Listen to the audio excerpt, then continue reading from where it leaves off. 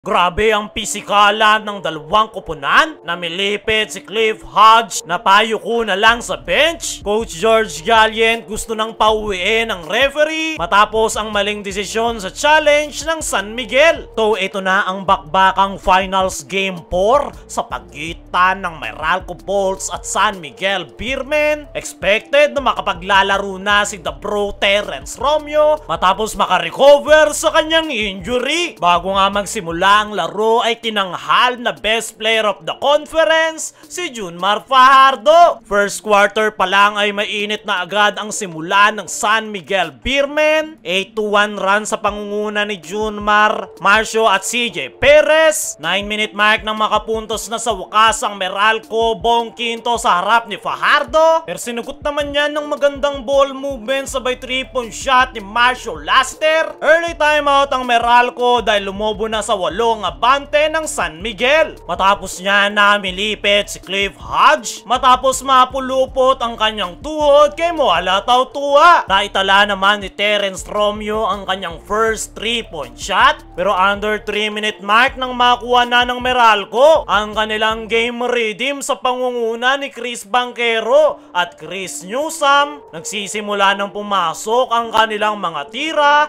kaya natapos ang first quarter 22-29, 7-point lead para sa Meralco Bolts. Second quarter, Meralco Bolts naman ang nagpakita ng magandang simula. Grabing depensa ang ipinapakita, out-hustle nila ang San Miguel Beermen. Hirap na hirap si Terence Romeo at Junmar Fajardo. Nandyan rin yung kanilang opensa kaya naman ganun-ganun lang. Burado na lang sa isang abante ng San Miguel. Coach George Gallant gusto nang pauwiin ang referee matapos ang maling desisyon sa challenge ng San Miguel. 4-minute mark nakuha pa ng Meralco ang kalamangan pero biglang ang umarangkada ang mga veterano ng San Miguel Beermen. Dinaan na nila sa bilis ang laro. Nangalabaw naman si Abay sa painted area kaya naman natapos ang first half 40-51. Balik double digit ang abante ng San Miguel Beermen. Leading scorer si Chris Banquero with 11 points sa Meralco. Junmar naman with 18, CJ Perez with 10 points sa San Miguel. Third quarter, magandang simula ng San Miguel Beermen. Nasiko naman sa mukha si Cliff Hodge. Agad naman itong bumawi sa kanyang reverse layup sabay reklamo sa referee. Magbabaon pa siya ng perimeter jumper. 7-minute mark na mag-init ang 3-point shooting ng San Miguel sa pangunguna ni Marcio Lassiter. Tutulong rin si Don Troliano pero bigla nga nagparamdam itong si Brandon Bates. Pinagbubutata ang San Miguel pero grabe yung naging response ng SMB,